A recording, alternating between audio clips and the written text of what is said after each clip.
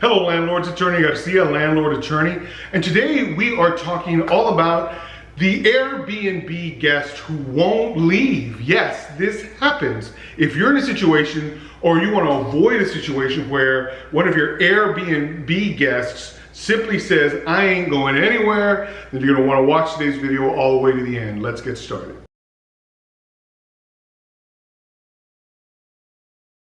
So Airbnb is a great way for people to make money, and whether it's a matter of you are leasing out a single room in your home, or whether you own a separate property, or perhaps you own multiple properties that you routinely enter into short-term agreements with parties to stay and then to leave.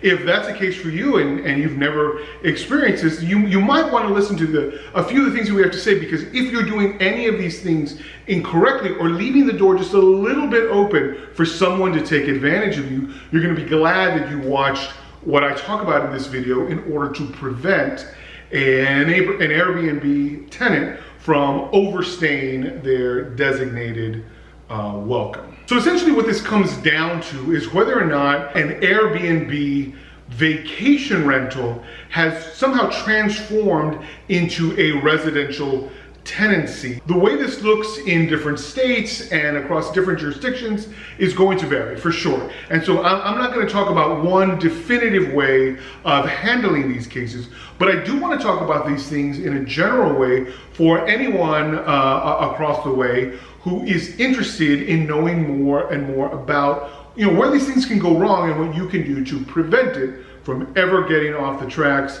and landing you into a mess of trouble. Because certainly what you don't want is a whole month slated out, one person rents a week and won't leave, and now all of the subsequent guest rental bookings have to be canceled because that one person who's no longer paying won't leave. And so how do you deal with something like this, and how do you prevent it? Well, one of the things to consider is how you have treated this particular guest. Because sometimes a vacation rental can lapse into a residential one simply by the practice of the parties. If, for example, what once was a 1, 2, or 3 week stay has turned into multiple months, it's just been extended and extended and extended, you may, as the host, by operation, have created a residential tenancy. A lot of it comes down to what the situation looks like there in the home. Has this person begun to live there as opposed to temporarily staying on a vacation basis? If they're working out of this place and they go and come back and go and come back, then that's not exactly what a vacation rental looks like. If they're showing up and they're going and seeing touristy things and attractions and eating at restaurants and have a home to get back to, that's certainly more what we have in mind. But if this person doesn't have a home to get back to, and they're staying indefinitely, well, guess what? Every time you've extended their stay, again, they're still paying the rate that you and they agree to. But every time you extend that stay, you create a higher and higher likelihood that your vacation rental has transformed into a tenancy, because now they are living on the property. Someone who then refuses to leave cannot simply be put out. They probably need to be evicted in accordance with your jurisdiction and your rules. Now, sometimes it's a matter of how the lease begins, because sometimes it's not exactly a vacation stay from the start.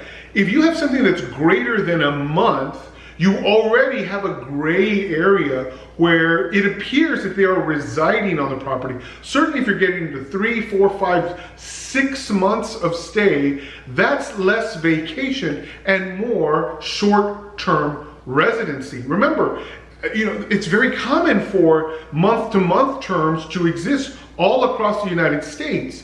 And so if you've got someone who's living for at least a month, they can arguably make the claim that they now reside in your fully furnished home, and that the benefit of the bargain is in that exchange between you as the landlord and them as your tenant. These are not difficult arguments to make. And again, if the case facts show that they are now residing there as their home, you're very likely going to have to evict them. Other factors to consider is how the occupant is treating your living space. So, for example, have they brought in their own furniture? Have they in any way altered the space to make it more accommodating to their personal touch? Do they get mail there? Have they changed their ID to now feature your property address as their home? All of these lend themselves not to the vacation rental, but to a tenancy.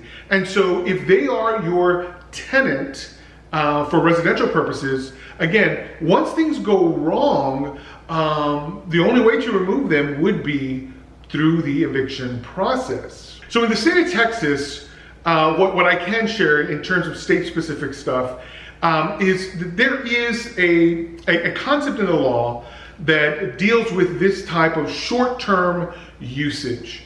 And essentially, if you are using a hotel space or an Airbnb or a Vrbo space for a very short-term stay, you have what's known in the law as a license to stay. So you are, the person who's staying there, a licensee.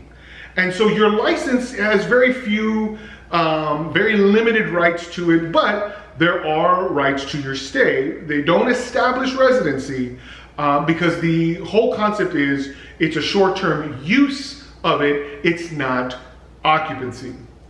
However, the lines for the licensee versus tenant definitions get blurry based on what the tenant or the occupant or the licensee begins to do over time and what the landlord or licensor or the Airbnb host do over time. And so what you want to do is not create this area of gray where a tenancy argument can be made. Instead, you want to keep things very bright line, very, very specific. By not allowing the party to bring in their own stuff, by not allowing them to receive mail on the premises, you are preventing these kind of gray area situations from ever being established. And really the most important way to get this done is through your written agreement. What does your agreement say? Unfortunately, in a lot of situations that I've reviewed, kind of rookie or first-time Airbnb people use a residential lease as their Airbnb contract and don't recognize that the language in the document that they are showing, even though it's for a short amount of time, establishes a tenancy just like you would for any other tenant, whether it's for 1 month, 6 months, or 18 months. The fact that you've limited it to 5 days doesn't mean that you haven't opened the door and given this occupant the right to establish residency. You always want to be careful. You need to know what's in your written agreement. If you're doing things exclusively through some third party, you want to know what their agreement says and how it limits these situations. But certainly if you have none or you have your own document, you have to assert a better degree of control. If you have no written agreement, then there's all sorts of things that could pop up and there's all sorts of risk. I certainly don't advise that in any way. If you do have a written agreement, I strongly recommend that the thing you're using, if you don't know it through and through, backwards and forward, that you contact some legal professional who can read the document and explain to you what you've actually got. In a lot of cases, I have people who come to me after the fact and show me the agreement that was signed between them and their occupant, and I unfortunately give them the bad news. Your agreement gives them so many rights that you were never really required to give. But because you did, and now because they are exercising those rights, you're stuck having to honor what's in black and white. So if you've got an agreement that you don't generally understand, you're gonna want, before you use it again, to consult with a licensed legal professional. Someone who can read it from start to finish and explain to it from start to finish. Certainly if you're in the state of Texas, we do this all the time and we're happy to review your legal documents. But if you are outside of the state of Texas, again, you are strongly encouraged to seek out legal help to make sure that the document that you're using for your short-term vacation rentals are specific to that, and don't open up the door with additional rights. And definitely, if you're doing these kind of rentals without a written agreement, you've got a big problem. You should get something in writing. Absolutely, before you do the next one of these, find a real estate professional who knows how to draft, again, the difference between a residential lease and a short-term vacation rental. So yes, these situations can be complicated, but they're more complicated if you leave the door open for these gray areas. Certainly the best approach is to have something in writing that clearly identifies each party's role in this kind of situation.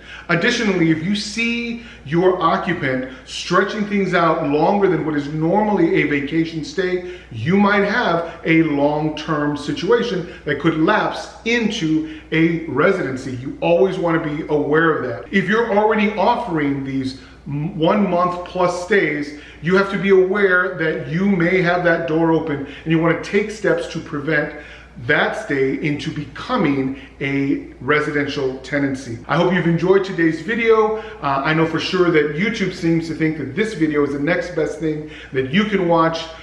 Feel free to watch it as well as all the rest of our content on this channel. And until next time, happy leasing.